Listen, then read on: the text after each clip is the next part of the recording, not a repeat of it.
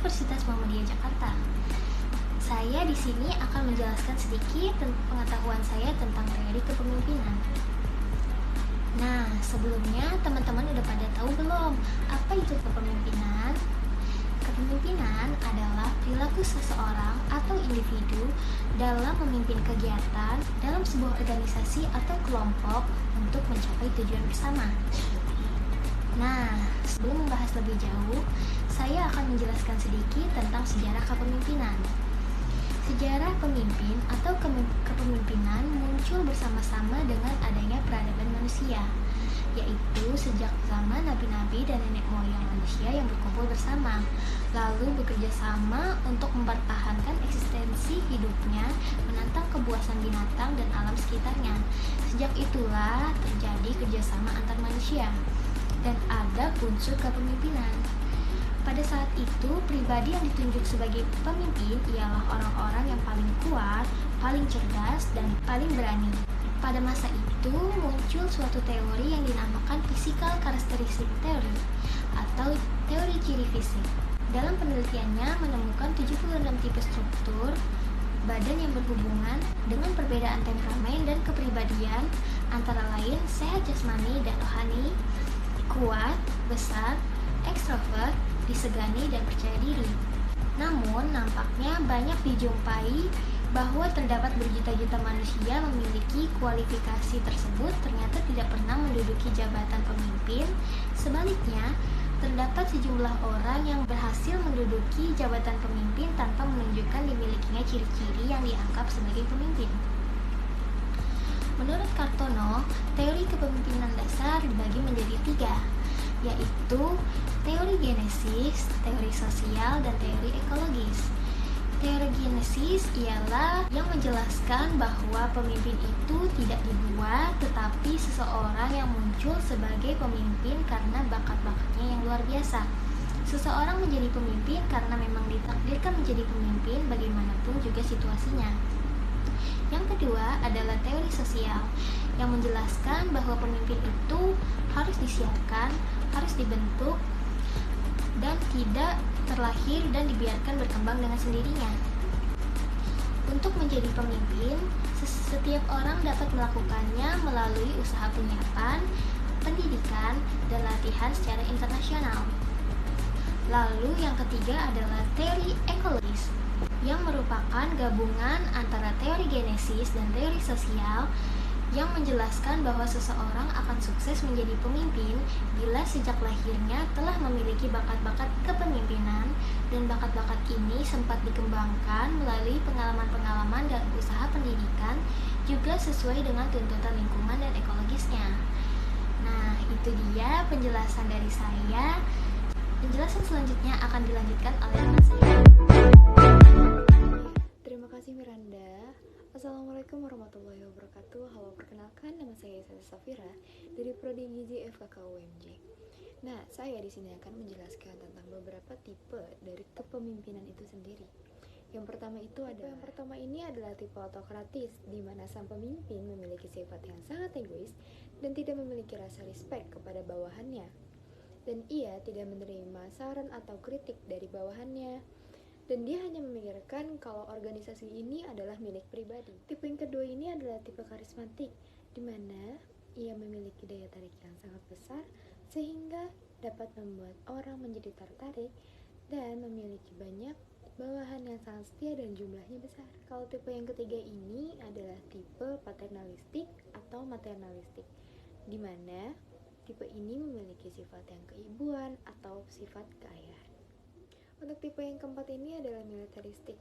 Militaristik sesuai dengan namanya, biasa diterapkan di kondisi-kondisi militer, dan militaristik ini memiliki sifat yang kaku dan dituntut untuk disiplin dan sering memerintah dengan atasan dan bawahan sesuai dengan pangkatnya. Nah, untuk tipe yang kelima ini adalah tipe demokratis. Tipe yang lebih mengutamakan manusia adalah makhluk hidup yang sangat mulia, sehingga lebih melibatkan para bawahannya. Untuk tipe yang terakhir ini adalah tipe delegatif, di mana tipe ini memiliki sifat yang permisif dan mempercayakan secara penuh tentang tanggung jawab kepada bawahannya. Sekian beberapa tipe dari kepemimpinan yang saya tahu. Terima kasih dan akan dilanjutkan oleh rekan Hai, dan nama saya Novia Zahratul Hasanah. Di sini saya akan menjelaskan karakter kepemimpinan. Apa sih karakter kepemimpinan itu? Karakter kepemimpinan secara umum menurut Doni Kusuma tahun 2010. Karakter dapat didefinisikan sebagai unsur psikososial yang dikaitkan dengan pendidikan dan konteks lingkungan. Karakter jika dipandang dari sudut behavioral yang menekankan unsur kepribadian yang dimiliki individu sejak lahir, karakter dianggap sama dengan kepribadian, karena kepribadian dianggap sebagai ciri atau karakteristik atau sifat khas dari diri seseorang yang bersumber dari lingkungan. Namun, pemimpin besar berasal dari suatu karakter dan disiplin menjadi jenis orang yang dihargai dan dikagumi orang. Pemimpin besar punya legalitas yang jauh lebih bagus daripada yang dimiliki orang yang dipimpin. Keterampilan pemimpin besar adalah motivasi yang menjadi pemimpin sendiri. Berikut beberapa karakter kepemimpinan yang menjadi syarat untuk menjadi seorang pemimpin, yaitu yang pertama, pemimpin harus peka terhadap lingkungannya, harus mendengar saran dan nasihat dari orang di sekitarnya. Yang kedua, pemimpin harus menjadi teladan dalam lingkungannya. Yang ketiga, pemimpin harus bersikap setia kepada janjinya, kepada organisasinya. Yang keempat, pemimpin harus mampu mengambil keputusan, harus pandai, cakap, dan berani setelah semua faktor yang relevan diperhitungkan. Yang terakhir atau yang kelima, mempunyai kemampuan untuk meyakinkan orang lain. Pemimpin yang sukses adalah pemimpin yang dapat menggunakan keterampilan komunikasi dan pengaruhnya untuk meyakinkan orang lain terhadap sudut pandangnya serta mengarahkan mereka pada tanggung jawab yang total. Halo semuanya, nama aku Firna Putri.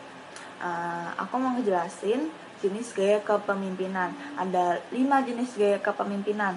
Yang pertama ada gaya demokratis, yang kedua ada gaya autokratis, yang ketiga ada gaya transformasional, yang keempat ada gaya transaksional, dan yang kelima ada gaya laissez-faire.